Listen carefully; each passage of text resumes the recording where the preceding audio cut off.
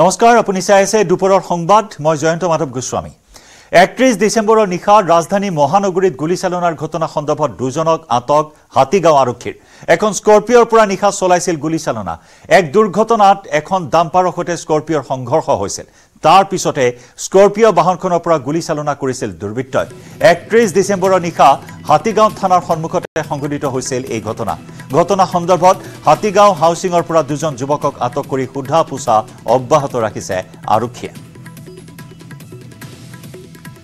31 ডিসেম্বৰৰ নিশা ৰাজধানী মহানগৰীত সংঘটিত হৈছিল গুলিচালনাৰ ঘটনা এটা দুৰ্ঘটনা কেন্দ্ৰ কৰি এখন স্কৰপিঅত অহা দুজনকৈ যুৱকে গুলিচালনা কৰাৰ খবৰ পোহৰলৈ আহিছিল এখন স্কৰপিঅৰ পৰা নিশা চলাইছিল গুলিচালনা এখন ডাম্পাৰৰ সৈতে সংঘৰ্ষ হৈছিল স্কৰপিঅ বাহনখনৰ আৰু তাৰ পিছতে স্কৰপিঅ বাহনখনৰ পৰা গুলিচালনা কৰিছিল দুৰ্বৃত্তই 31 ডিসেম্বৰৰ নিশা হাতীগাঁও থানাৰ সন্মুখতে সংঘটিত হৈছিল এই ঘটনা সন্দৰ্ভত হাতীগাঁও হাউচিঙৰ পৰা দুজন যুৱকক আটক কৰি সোধা পোছা বৰ্তমান অব্যাহত ৰাখিছে আৰক্ষীয়ে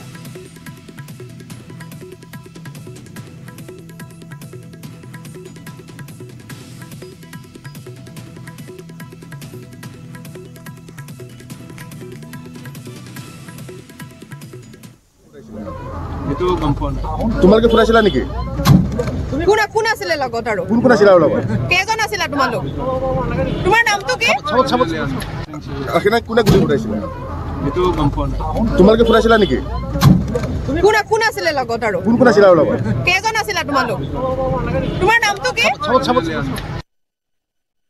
আখনা কোনে গুলি ফুৰাইছিল এটো কনফাৰ্ম তোমালকে ফুৰাইছিলা নেকি কোন আছিল লগত আৰু কোন আছিল আৰু লগত কেজন আছিল তোমালোক তোমাৰ নামটো কি আখনা কোনে গুলি ফুৰাইছিল এটো কনফাৰ্ম তোমালকে ফুৰাইছিলা নেকি কোন আছিল লগত আৰু কোন আছিল আৰু লগত কেজন আছিল তোমালোক তোমাৰ নামটো কি ইয়া হাতীগাঁও হাউচিঙৰ পৰা আটক কৰি অনা দুইজন যুৱক এই দুইজনে গাড়ীখনত আছিল নে আৰু আন কোনোবা আছিল হসাকৈ এই দুই যুৱকে গুলি চলাইছিল নেকি যদি চলাইছিল পিস্তল কোড পালে তেওঁলোকে এনে বিভিন্ন ধৰণৰ প্ৰশ্নৰ অৱতাৰণা হৈছে আৰু যাক লৈ বৰ্তমান হাতীগাঁও থানাত জেৰা চলাই থকা হৈছে দুইজন যুৱকক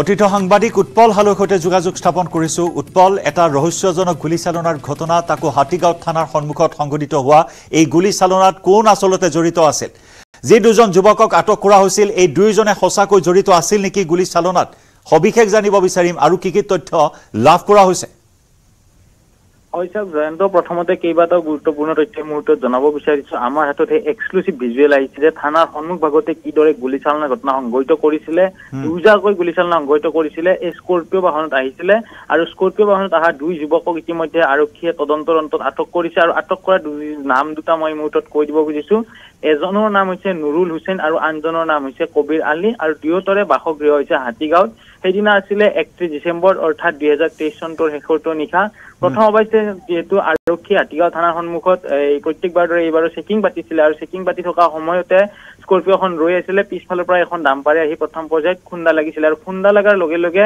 ইমানে উত্তেজিত হৈ পৰে যে লগে লগে আৰু সন্মুখতে গুলিচালনাৰ ঘটনা সংঘটিত কৰে আৰু দুইজাকৈ গুলিচালনা কৰিছিলে আৰু সেই যি গুলিচালনাৰ ভিজুৱেল ইতিমধ্যে আমাৰ ওচৰত আছে আৰু সেই ভিজুৱেল কিছু সময় পিছত আমি টেলিভিছনৰ আন্তঃৰাষ্ট্ৰীয় দেখুৱাবলৈ সক্ষম হ'ম দুইজাকৈ গুলিচালনা কৰিছিলে তাৰ শব্দ পোৱা গৈছিলে আৰু আৰক্ষীৰ যি বিশ্বস্ত আছে উচ্চস্তৰীয় সূত্ৰ আছে তেখেতসকলে আমাক জনাইছে যে এটা খালী গাড়ী ইতিমধ্যে আৰক্ষীয়ে জব্দ কৰিছিলে আৰু যিখন স্কৰপিঅ বাহনৰ ইতিমধ্যে তাত থকা ওচৰ চুবুৰীয়া বা প্ৰত্যক্ষদৰ্শী আছিলে তেখেতসকলে ভিডিঅ' কৰি সেই ভিজুৱেলত বাহনখনৰ নম্বৰ আহিছিলে আৰু বাহনখনৰ নাম্বাৰ এই মুহূৰ্তত মই উল্লেখ কৰি দিছো AS01AQ6674 এই গাড়ীখনৰ গৰাকীৰ লগত যোগাযোগ কৰিছিলে দ্বিতীয়ৰ পৰা তেখেতসকলে ডিটেইলছ উলিয়াইছিলে আৰু উলিয়াৰ পিছত তাত গম পাইছিলে যে সেই বাহনখন আছিলে সৰকাৰ উপাধিৰ এজন লোকৰ আৰু সৰকাৰ উপাধিৰ লোকজনৰ লগত যোগাযোগ কৰাৰ সময়ত কৈছিলে যে মই বাহনখন কিছুদিন পূৰ্বে বিক্ৰী কৰি দিছিলো এই দুই যুৱকৰ ওচৰত আৰু এতিয়া সেই তদন্তৰ ভিত্তিতে আৰক্ষীয়ে দুজনকৈ যুৱকক আটক কৰি আৰু এই দুই নাম দুটা কৈ দিছো নুৰুল হুছেইন যাৰ ঘৰ হাতীগাঁৱৰ সুন্দৰবনত আৰু আনজনৰ নাম হৈছে কবিৰ আলী যাৰ ঘৰ হৈছে হাউচফেডত অৰ্থাৎ এতিয়ালৈকে দুজন যুৱকক আটক কৰিছে আটক নহয় আৰক্ষীৰ বিশ্বস্ত সূত্ৰই জনা মতে এই দুই যুৱকক ইতিমধ্যে গ্ৰেপ্তাৰ কৰা হ'ব যিহেতু গুলিচালনা ঘটনা সংঘটিত কৰিছিলে কিন্তু তাতকৈ ডাঙৰ কথা 31 ডিসেম্বৰৰ নিশা যি চোৱা যায় মুখ্যমন্ত্ৰীগৰাকীও হস্তম হৈ আছিলে, মন মন্ত্ৰী হওক বা পৰিবহন মন্ত্ৰী হওক ৰাজপথত হস্তম হৈ আছিলে। তেখেতসকলে কৈছিলে যে সজাগ কৰিব লাগিব। তেনে পৰিপ্ৰেক্ষিতত বা গুৱাহাটীৰ ডিজিপি গৰাকী হওক বা চিপি গৰাকী সদা হস্তম হৈ আছিলে। চিপি গৰাকী কৈছিলে যে আমাৰ লোকে ৰাজপথত ডিউটি কৰিব, যে তাৰে পিছতো কেনেদৰে মাৰানস্ত্ৰ আহিল সেয়া কিন্তু এই মুহূৰ্তত এটা ডাঙৰ প্ৰশ্ন। এয়া ডাঙৰ প্ৰশ্ন উৎপল, কিন্তু যি খালী কাটিজ উদ্ধাৰ কৰা হৈছিল, কি পিষ্টল ব্যৱহাৰ কৰা হৈছিল, সেই পিষ্টল এই মুহূৰ্তত 2 যুৱকৰ পৰা উদ্ধাৰ কৰা হৈছে নে নাই, জব্দ কৰা হৈছে নে নাই উৎপল? হয় চাওক, সেই কথা আৰক্ষী বিশ্বস্ত সূত্ৰহে জনাইছে যে এটা খালী কাটিজ উদ্ধাৰ হৈছে বুলি। আমি তেখেতসকলক যোগাযোগ কৰিছিলো যে খালী কাটিজটো কিমান চাইজৰ আছিলে বা এইটো কিমান হ'ব পাৰে, 0.2 নে 0.3 নে 0.9 mm। তেতিয়া আৰক্ষীৰ ফালৰ পৰা কৈছে যে ইমানখিনি নিদিও, যিহেতু আমাৰ কিছু তদন্ত বাকী আছে। কিন্তু সেয়া যে পিষ্টল আছিলে সেয়া জল পত্ৰ দিছে, সঁচা হৈছে। আৰু তাৰ যি স্থানীয় লোকে হওক বা প্ৰত্যক্ষদৰ্শীয়ে যিটো ভিজুৱেল ইতিমধ্যে আমাৰ ওচৰত দিছে, সেই ভিজুৱেল চাই আপুনিও গম পাব বা সকলোৱে গম পাব যে তাত দুইজাইকৈ গুলীচালনাৰ শব্দ আছিলে, যি শব্দ সেই অঞ্চলবাসীক হতচকিত কৰিছিলে বা অঞ্চলবাসী কম্পমান হৈ গৈছিলে, য'ত আৰক্ষীৰ সন্মুখতে গুলীচালনাৰ নিচিনা ঘটনা সংঘটিত হৈছিলে। এক প্ৰকাৰ ভাবিছে হলে এয়া কিন্তু সহজ ঘটনা নহয়। ঘটনা সংঘটিত হৈছিলে, সেই ঘটনা হৈছিলে হয়তো দেখা নোপোৱাকৈ গুলীচালনা কৰে বা আৰক্ষী উপস্থিত নাথাকে। কিন্তু এইবাৰ আৰক্ষীৰ সন্মুখতে দুইজাইকৈ গুলীচালনা ঘটনা সংঘটিত হৈছে। আৰু ৰাজধানী চহৰ গুৱাহাটী মহানগৰীত এয়াই থাকে প্ৰথম হ'ব য'ত আৰক্ষীৰ সন্মুখতে দুৰ্বৃত্তই মুকলি আকাশৰ তলত দুভাগ নিশা আৰক্ষীৰ সন্মুখতে গুলীচালনা ঘটনা সংঘটিত কৰি হাতীগাঁৱৰ পৰা দিছপুৰ অভিমুখী পথত পলায়ন কৰিছে। সেয়া ভিডিঅ' ইতিমধ্যে আমাৰ ওচৰত আছে। আৰু য'ত দুইজাইকৈ গুলীচালনা ঘটনাৰ ভিজুৱেল স্পষ্টভাৱে আছে, য'ত দুইজাইকৈ গুলীচালনাৰ শব্দ মুহূৰ্তত আমি দেখি আছো বগা ৰঙৰ স্কৰপিঅ বাহনখন, যি ভিডিঅ' এই মুহূৰ্তত লাভ কৰা হৈছে। নিউজ 18ত আমি এক্সক্লুচিভ সেই ভিডিঅ' আগবঢ়াইছো, য'ত বগা ৰঙৰ স্কৰপিঅ এখনৰে গুলী ফুটাই আঁতৰি গৈছে দুৰ্বৃত্ত। তেনে সময়ত আৰক্ষী আছিল, আৰক্ষীৰ সন্মুখতে এই ঘটনা সংঘটিত হ'ল। কিন্তু যদি ভিডিঅ' কৰা নহ'ল হয় তেতিয়াহ'লে হয়তো গাড়ীখনৰ উদ্ধাৰ কৰাটো যথেষ্ট জটিলতা আহিল হয়। এই ভিডিঅ' কৰাৰ কাৰণে গাড়ী নম্বৰটো ধৰা পৰিল আৰু তাৰ পিছত এইখিনি অগ্ৰগতি। হয় চাওক, সেয়ে স্থানীয় লোকৰ যিসমূহ তাত থকা প্ৰত্যক্ষদৰ্শী আছিলে, সেই প্ৰত্যক্ষদৰ্শীৰ কেমেৰাত বন্দী হোৱাৰ বাবেহে এই বাহনখন ধৰিব পৰা গ'ল। 31 তাৰিখতে এই ঘটনা সংঘটিত হৈছিলে আৰু আজি হৈছে 2 তাৰিখ, অৰ্থাৎ 31 তাৰিখে নিশাৰ পৰা যি আজি এই সময়লৈকে সময়ৰ কথা হিচাপে ক'বলৈ যাওঁ তেতিয়াহ'লে এতিয়ালৈকে প্ৰায় 32 ঘণ্টা উকলি গৈছে। আৰু 32 ঘণ্টা অন্ততহে দুগৰাকী ইতিমধ্যে লোকক আটক কৰিছে। আৰু আৰক্ষীৰ সূত্ৰে জনোৱা মতে আটক নহয় দুজনক গ্ৰেপ্তাৰ কৰা হ'ব। কিন্তু তাতকৈ ডাঙৰ কথা, আৰক্ষীৰ সন্মুখত গুলীচালনা কৰিছিলে, য'ত আৰক্ষীয়ে তেখেতসকলক ৰখাব নোৱাৰিলে। তাৰ বিপৰীতে স্থানীয় যিসকল লোক আছে বা প্ৰত্যক্ষদৰ্শী আছে, প্ৰত্যক্ষদৰ্শীৰ কেমেৰাত বন্দী হোৱাৰ বাবে বাহনখনৰ নম্বৰ উলিয়াই দ্বিতীয় লগত যোগাযোগ কৰিছিলে। আৰু তাৰে পিছত গম পাইছিল যে এইখন চৰকাৰ উপাধিৰ লোকৰ নামত আছে বাহনখন। উপাধিৰ লগত যেতিয়া যোগাযোগ কৰিছে তেতিয়া তেওঁ উল্লেখ কৰিছিলে যে মই বাহনখন 2জন যুৱকক দিছিলো। সেই যুৱক দুজনৰ লগত এতিয়া আৰক্ষীয়ে যোগাযোগ কৰিছে আৰু যুৱক দুজনক ইতিমধ্যে আটক কৰিছে। কিন্তু এতিয়ালৈকে পিষ্টল উদ্ধাৰ কৰিব পৰা নাই। এতিয়া পিষ্টল ক'ত লুকাই ৰাখিছে, কেনেকে লুকাই ৰাখিছে, হয়তো সেয়া পৰৱৰ্তী পৰ্যায়ত তদন্তৰ কমিশনাৰ গৰাকীয়ে উল্লেখ কৰিব। কিন্তু আৰক্ষীৰ সন্মুখত গুলীচালনাৰ ঘটনা এয়াই প্ৰথম আৰু নিশাৰ মহানগৰীত সংঘটিত হৈছে এই ঘটনা। আৰু হাতীগাঁৱত হৈছে, য'ত সদায় ব্যস্ত বুলি কোৱা হয়, য'ত পুলিচে চেকিং কৰি আছে, তেনে সময়তে থানাৰ সন্মুখেৰে পলায়ন কৰিছে। আৰু থানাৰ সন্মুখ ভাগত হোৱা ঘটনাই কিন্তু লজ্জাৰ কাৰণ হিচাপে বিবেচিত হৈছে। কাৰণ যদি চোৱা যায় মন্ত্ৰীগৰাকীয়ে হওক বা সদায় তৎপৰ হৈ আছে যে দুৰ্ঘটনা ৰোধ কৰিব লাগে। 31 ডিচেম্বৰ উদযাপন কৰিবৰ বাবে কামৰূপ মহানগৰ জিলা প্ৰশাসনে SOP জাৰি কৰিছে, কঠোৰ নীতি নিৰ্দেশনা জাৰি কৰা হৈছে। দুৰ্ঘটনামুক্ত গুৱাহাটী, দুৰ্ঘটনামুক্ত অসম গঢ়াৰ বাবে ঠায়ে ঠায়ে তালাচী চলিছে, যান বাহনৰ ওপৰত তালাচী চলোৱা হৈছে। তাৰ মাজত পিষ্টলধাৰী যুৱকৰ সন্ত্ৰাস গুৱাহাটীৰ হাতীগাঁৱত, তাকো হাতীগাঁৱত থানাৰ সন্মুখত, আৰক্ষীৰ সন্মুখত। পিষ্টল ক'ত পালে যুৱকে, এই সন্দৰ্ভত কি ধৰণৰ তদন্ত বৰ্তমান চলাই থকা হৈছে? হয় চাওক, সেই কথা যি মই উল্লেখ কৰিছে যে খালী কাটিত এটা উদ্ধাৰ কৰিছে। কিন্তু এই যি ভিডিঅ' আছে, ভিডিঅ'ত দুজাইকৈ গুলিৰ শব্দ কিন্তু ৰজন জনাই গৈছে হাতীগাঁও থানাৰ সন্মুখ ভাগ। এতিয়া এজাই গুলিৰ কাৰ্টিজটো পাইছে। এতিয়া কাৰ্টিজটোৰ চাইজ কিমান বা কিমান পৰিমাণৰ, পিষ্টলটো কিনি দিছিলে, হস্তনিৰ্মিত পিষ্টল আছিলে নে 0.23 আছিলে নে 0.3 আছিলে নে 0.4 আছিলে, সেয়া আৰক্ষী তদন্তৰ অন্ততহে কিন্তু জনাব। কিন্তু আৰক্ষী বিশ্বস্ত সূত্ৰে জনাইছে যে এই 2জন যুৱক জড়িত হয় আৰু এই 2জনক ইতিমধ্যে গ্ৰেপ্তাৰ। কিন্তু ডাঙৰ কথাটো হৈছে যে আৰক্ষীৰ এই উচ্চপদস্থ যিসমূহ বিষয়া আছে বা কমিশনাৰ ছাৰেহে হয়তো এই বিষয়ে মন্তব্য প্ৰদান কৰিব। কমিশনাৰ গৰাকী মন্তব্য দিয়াৰ পিছতে তেখেতসকলে মুখ খুলিব। কিন্তু বিশ্বস্ত সূত্ৰই জনোৱা অনুসৰি যে এয়া পিষ্টল আছিলে সেয়া সঁচা। কিন্তু পিষ্টলটো কোনো এক স্থানত উদ্ধাৰ হোৱাৰ কথা কিন্তু আৰক্ষীয়ে আমি পুনৰ জানিব বিচাৰিম, যুৱক দুজনৰ নাম পুনৰ জানিব বিচাৰিম। যুৱক দুজন গুৱাহাটীৰে বাসিন্দা নে গুৱাহাটীৰ বাহিৰৰ কোনো স্থানৰ? হয় চাওক, দৰ্শকক এটাতে মই উল্লেখ কৰিছো যে যুৱক দুজনৰ বয়স 21 পৰা 23 বছৰৰ ভিতৰত হ'ব। আৰু যুৱক দুজন এজনৰ ঘৰ হৈছে হাতীগাঁৱৰ সুন্দৰবন নগৰত আৰু আনজনৰ ঘৰ হৈছে মহানগৰ উচ্ছেদত এজনৰ নাম হৈছে নুৰুল হুছেইন আৰু আনজনৰ নাম হৈছে কবিৰ আলী মই পুনৰ উল্লেখ কৰিছো যি দুজন যুৱকক ইতিমধ্যে আটক কৰা হৈছে নাম হৈছে নুৰুল হুছেইন আৰু আন এজনৰ নাম হৈছে কবিৰ আলী দুয়োৰে বাসগৃহ হাতীগাঁও অঞ্চলতে হয় হাতীগাঁও থানাৰ অধীনতে তেখেতসকলৰ বাসগৃহ হয় এগৰাকীৰ ঘৰ হাতীগাঁৱৰ যি সুন্দৰবন নুৰুল হুছেইন আৰু কবিৰ আলী এই দুইজন হাতীগাঁৱৰে যুৱক আৰু এই দুইজন যুৱকে গুলি ফুটোৱাৰ তথ্য লাভ কৰা হৈছে আৰু এক বিশেষ সূত্ৰৰ পৰা জানিব পৰা হৈছে দুইজনক ইতিমধ্যে গ্ৰেপ্তাৰ কৰা হৈছে পৰৱৰ্তী সময়ছোৱাত আৰু অধিক স্পষ্ট হ'ব উৎপল আপুনি দৃষ্টি ৰাখিব এই মুহূৰ্তত আপোনাক ধন্যবাদ জ্ঞাপন কৰিছো আৰু এনেদৰে 31 ডিচেম্বৰৰ নিশা যি সময়ত আৰক্ষীৰে গিজগিজাই আছে গুৱাহাটী হাতীগাঁও থানাত যি সময়ত আৰক্ষী কৰ্তব্যৰত হৈ আছে হাতীগাঁও থানাত আৰক্ষীৰ সন্মুখতে এই ধৰণৰ এটি ঘটনা সংঘটিত হ'ল কটকটীয়া নিৰাপত্তা বেষ্টনী গুৱাহাটীত 31 ডিচেম্বৰ উদযাপনৰ বাবে প্ৰশাসনৰ কঠোৰ এছঅপি তাৰ মাজত গুলী চালনাৰে সন্ত্ৰাস সৃষ্টি কৰিলে দুই যুৱকে আৰু দুই যুৱকক ইতিমধ্যে কৰায়ত্ব কৰি সোধা পোছা অব্যাহত ৰখা হৈছে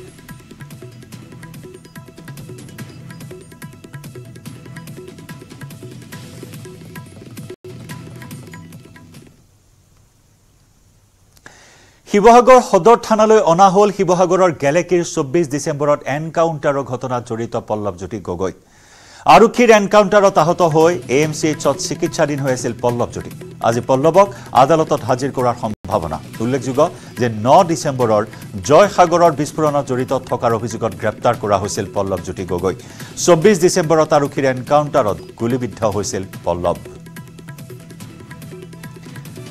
শিৱসাগৰ সদৰ থানালৈ অনা হৈছে শিৱসাগৰৰ গেলেকীৰ 24 ডিচেম্বৰৰ এনকাউণ্টাৰত গুলীবিদ্ধ হোৱা যুৱক পল্লৱজ্যোতি গগৈ আৰক্ষীৰ এনকাউণ্টাৰত আহত হৈছে এএমচিএইচত চিকিৎসাধীন হৈ আছিল পল্লৱজ্যোতি গগৈ আজি পল্লৱক আদালতত হাজিৰ কৰাৰ সম্ভাৱনা 9 ডিচেম্বৰৰ জয়সাগৰৰ বিস্ফোৰণত জড়িত থকাৰ অভিযোগত গ্ৰেপ্তাৰ কৰা হৈছিল পল্লৱক আৰক্ষীৰ জিম্মাৰ পৰা পলায়নৰ চেষ্টা কৰোঁতে গুলী চালনা কৰিছিল 24 ডিচেম্বৰত আৰক্ষীৰ এনকাউণ্টাৰত গুলীবিদ্ধ হৈছিল পল্লৱ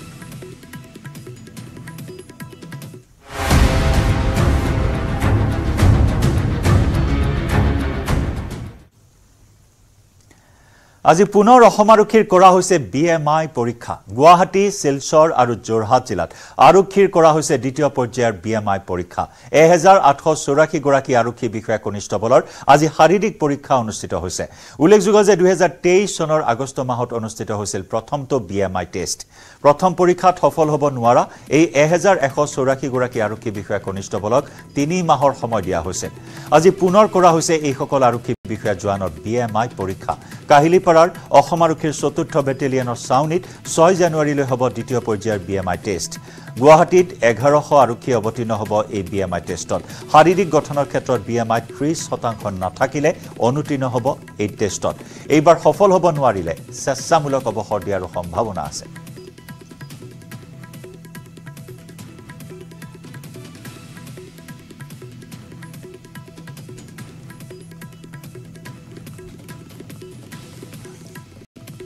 অসম আৰক্ষীৰ 4ৰ্থ বেটেলিয়নৰ ছাউনিত 6 জানুৱাৰীলৈ দ্বিতীয় পৰ্যায়ৰ বিএমআই টেষ্ট সম্পন্ন হ'ব আৰু চলি আছে বিএমআই পৰীক্ষা আমাৰ সাংবাদিক সতীৰ্থ সাংবাদিক হিৰকজ্যোতি মালাকাৰৰ সৈতে সংযুক্ত হৈছো হিৰক আজি 1100 আৰক্ষী বিষয়া কনিষ্টবলে গুৱাহাটীত পৰীক্ষাত অৱতীৰ্ণ হৈছে বিএমআই পৰীক্ষাত গতিকে আমি চাম সেই দৃশ্য আপোনাৰ জৰিয়তে কেনেদৰে চলিছে এই পৰীক্ষা 6 জানুৱাৰী পৰ্যন্ত অব্যাহত থাকিব বিএমআই পৰীক্ষা আশ্বকজনক প্ৰথমতে অসম আৰক্ষীৰ বাবে আন এক অগ্নি পৰীক্ষা বুলি ক'ব লাগিব কাৰণ যিসকলে আগষ্ট মাহত যোৱা বছৰ আগষ্ট মাহত বিএমআই টেষ্টত অনুতীৰ্ণ হৈছিলে তেওঁলোকক পুনৰ আজি বিএমআই টেষ্টলৈ মতা হৈছে আৰু আজি গুৱাহাটী যোৰহাট আৰু শিলচৰত 1884 গৰাকী যি আৰক্ষী বিষয়া বা কৰ্মচাৰী আছে তেওঁলোকে এই বিএমআই টেষ্টত অৱতীৰ্ণ হ'বলগীয়া হৈছে আৰু বিশেষকৈ যি গুৱাহাটী আছে গুৱাহাটীৰ 4ৰ্থ এপিবিয়ানত এই যি বিএমআই টেষ্ট চলিছে আৰু মই প্ৰথমে সেই দৃশ্য দেখাবলৈ চেষ্টা কৰিম দেখিছে আপুনি 1100ৰো অধিক যি আৰক্ষী বিষয়া কৰ্মচাৰী আছে তেওঁলোকে এই বিএমআই টেষ্টত অংশগ্ৰহণ কৰিছে আৰু তেওঁলোকৰ মূল চোৱা আছে যে শাৰীৰিক গঠন কেনেকুৱা আছে শাৰীৰিক গঠনৰ 30তকৈ তল যদি ওপৰত থাকে তেন্তে অনুতীৰ্ণ বুলি ঘোষণা কৰা হয় আৰু শাৰীৰিক গঠনৰ 30% কম থাকিলে 30তকৈ কম থাকিলে তেওঁলোকক উত্তীৰ্ণ বুলি কোৱা হয় আৰু ইয়াত দেখিছে পুৱাৰ ভাগৰ পৰা যিহেতু বিভিন্ন স্থানৰ যিসকল আৰক্ষী জোৱান আছে তেওঁলোকে এই বিএমআই টেষ্টত অংশগ্ৰহণ কৰিছে আৰু তেওঁলোকৰ শাৰীৰিক গঠনৰ ধৰি আদি যি কৰি সকলোবোৰ চোৱা চিতা কৰা হৈছে ইয়াত যিসকল লোক আহিছে তেওঁলোকৰ সৈতে আমি কথা পাতিব বিচাৰিম ক'ৰ পৰা আহিছে মই তিনিচুকীয়াৰ পৰা আহিছোঁ তিনিচুকীয়াৰ পৰা আহিছে প্ৰথমবাৰ অনুতীৰ্ণ কিয় হৈছিলে মানে ফেইল কিয় হৈছিলে 30 প্লাছ হৈছিল কেনেদৰে হাৰ্ড ৱৰ্ক কৰিবলগীয়া আছে এইবাৰ এই পৰীক্ষাত অলপ হাৰ্ড হেৰি কৰিছোঁ আৰু কি কৰিলে এক্সাৰচাইজ কৰিছোঁ, খানা পিনা কমাই দিছোঁ। খানা পিনা কমাই দিছে। খানা পিনা অলপ জাষ্ট কমাইছোঁ, মাছ চাছ মাংস কমাই দিছোঁ, এনেকৈ ৱেটটো অলপ কমাইছোঁ আৰু। ধন্যবাদ জ্ঞাপন কৰিছোঁ। ক'ৰ পৰা আহিছে? নলবাৰীৰ পৰা। কেনেদৰে কষ্ট কৰিবলগীয়া আছে এই পৰীক্ষাত উত্তীৰ্ণ? জাম্পিং কৰিছোঁ। পুৱা গধূলি কিমান সময়লৈকে কৰা? ৰাতিপুৱাই 1 ঘণ্টা, পিছবেলা গধূলি আধা ঘণ্টা এনেকুৱা। এইবাৰ ছাকচেছ হ'ব বুলি আশা আছে এটা। ধন্যবাদ জ্ঞাপন কৰিছোঁ। ক'ৰ পৰা আহিছে? মই ক'লো আপোনাক চিটিৰ পৰা আহিছোঁ। চিটিৰ পৰা আহিছে। প্ৰথমবাৰ কিমান ওলাইছিলে BMI টেষ্ট? প্ৰথমবাৰ BMI টেষ্টত BMI মোৰ 89 আছিলে। 89 আছিলে? বহুত আছিলে। বহুত আছিলে, কমিছে এতিয়া জুখিলে গম পাব আৰু। ৱেট কমাইছেনে? কমাইছোঁ, খাদ্য খালে বহুত কমাই দিছোঁ। কিমান কমালে ৱেট? জোখা নাই, জুখিম এতিয়া। হৈছে, কষ্ট কৰিবলগীয়া হৈছে। বহুত কষ্ট কৰিছোঁ, ডিউটিও কষ্ট। ধন্যবাদ থাকিল। ক'ৰ পৰা আহিছে? প্ৰথমবাৰ কিয় অনুতীৰ্ণ হৈছিল? প্ৰথমবাৰ কিমান BMI টেষ্ট আছিল? প্ৰথমে 97 আছিলে, এতিয়া 4 কেজিমান কমিছে। ধন্যবাদ জ্ঞাপন কৰিছোঁ। এয়া দেখিছোঁ আমি বিভিন্ন স্থানৰ পৰা লোকসকল আহিছে, যিসকল নামনি অসমৰ, বিশেষকৈ নামনি অসমৰ যিসকল আৰক্ষী জোৱান আছে, সেই জোৱানসকলক ইয়াত BMI টেষ্টৰ বাবে মতা হৈছে। আৰু সেই অনুসৰি আজিৰ পৰা 6 তাৰিখলৈকে এই BMI টেষ্ট চলিব। আৰু তেওঁলোকে এই যি অনুতীৰ্ণ যিসকল আছিলে প্ৰথমবাৰত, সেই তেওঁলোকে এই BMI টেষ্টত তেওঁলোকে অংশগ্ৰহণ কৰিব লাগিব। আৰু ক'ৰ পৰা আহিছে আপুনি?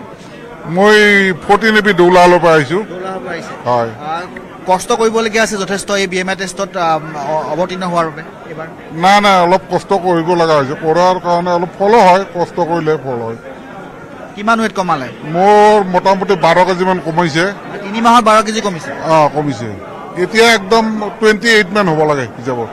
আগে 31 প্লাছ আছিলে, এতিয়া 28 মান হ'ব লাগে হিচাপত। পুৱা গধূলি কেনেদৰে পৰিশ্ৰম কৰিবলগীয়া হৈছে? পুৱা গধূলি নহয়, টাইম পালে হ'ল আৰু। এনেতো আৰু টাইম নাপায় না, পুলিচৰ মানে টাইম নাপায়। টাইম পালে অলপ মানে খোজকাঢ়ো আৰু এই আৰু বেলেগ। পৰীক্ষাত অৱতীৰ্ণ হোৱাৰ বাবে প্ৰস্তুতি তেওঁলোকে চলাইছে বিগত 3 মাহত, আৰু প্ৰস্তুতি চলাই আজি পৰীক্ষাৰ বাবে শাৰী পতা পৰিলক্ষিত হৈছে। হীৰক, এই মুহূৰ্তত আমি ধন্যবাদ জ্ঞাপন কৰিছোঁ আপোনাক।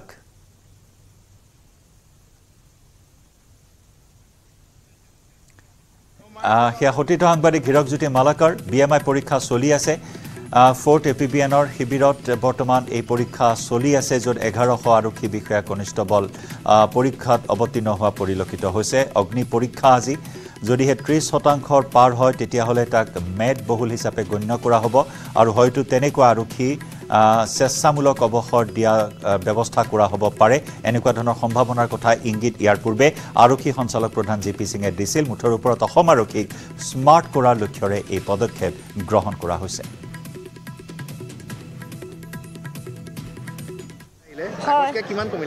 মোৰ আগতকৈ 16 কেজি কমালোঁ। মোৰ 35 আছিলে, তাৰপিছত আগষ্টৰ মাহতো মোৰ 34 আছিলে।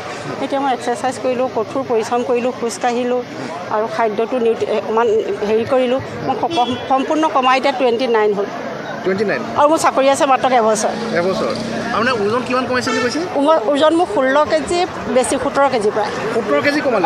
কাৰণ 85 আছিলে আৰম্ভণিতে, এতিয়া মোৰ হেৰি হ'ল 66 হ'ল। 66? 85 বা 66 চিন্তা কৰক। কেনেকৈ এই 3 মাহত কমাইছে? 3 মাহ নহয়, তাৰ আগতে মই কমালোঁ 5 কেজি, আৰু এই 4 মাহত 4 এমাহ বঢ়াই দিলে DGP ছাৰ। এই 4 মাহত মই কমাই দিলোঁ 12-13 কেজি। মানে আপোনাৰ 6 মাহত কমিছে? আপোনাৰ মোৰ 6 মাহটো কৰাই নাই, 4 মাহতে মোৰ বেছি কমি গ'ল। তাৰমানে আগতে 3 কেজি কমিছিলে, পুৰা কমাই দিলোঁ। আপোনাৰ নামটো? স্নেহলতা গগৈ, লখিমপুৰ DF, চাকৰি এবছৰ আছে মাত্ৰ। এইবাৰ মই সফল হ'ম বুলি নিজকে নিজে মই আশা কৰিছোঁ। ইয়াৰ সফল হোৱাৰ মূল কাৰণটো হৈছে আমাৰ 1st CBPNৰ কামাণ্ডেণ্ট মহোদয়ে আমাক সদায় ডেইলি কুচকাৱাজ আৰু PT কৰাই, মানে এক্সাৰচাইজ কৰাই মেলি তেওঁ কৈছে যে বডি ফিটনেছ কৰা, তোমালোকে ডায়েট কণ্ট্ৰল কৰা। তেওঁ আদেশ অনুমতি আমি পালন কৰি পেলাই আমি ডায়েট কণ্ট্ৰল কৰিলোঁ, আৰু ডেইলি আমি এক্সাৰচাইজ কৰিলোঁ।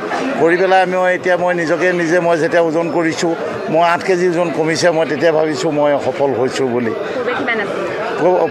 পূৰ্বতে মোৰ 97 আছিলে, আৰু এতিয়া মোৰ 89 আছে। হয়, অসম আৰক্ষী সঞ্চালক প্ৰধানলৈ মোৰ শুভেচ্ছা জ্ঞাপন কৰিছোঁ। তেখেতে এটা ভাল পদক্ষেপ লৈছে, যিহেতু অসম পুলিচত চাকৰি কৰিবলৈ হ'লে মানে আমাৰ দৰে পেটুৱা মানুহৰ কোনো মানে দৌৰভাগ উগ্ৰবাদী হওক বা সন্ত্ৰাসবাদী হওক বা চোৰ ডকাইত যে পলায় যদি ফিজিকেল ফিটনেছ থাকে তেতিয়া তাক গৈ মানে তুৰন্তে ধৰিব পৰা যায় আৰু তেওঁ এইটো ভাল পদক্ষেপ লৈছে আমি সদায় কৃতকাৰ্যতা হ'ব লাগিব ছাকচেছ হ'বৰ কাৰণে তেওঁ এইটো আমাক শুভেচ্ছা জ্ঞাপন কৰিছে আৰু আমাক এটা সুবিধা দিছে আমাৰ সেই সুবিধাটো আমি গ্ৰহণ কৰিছোঁ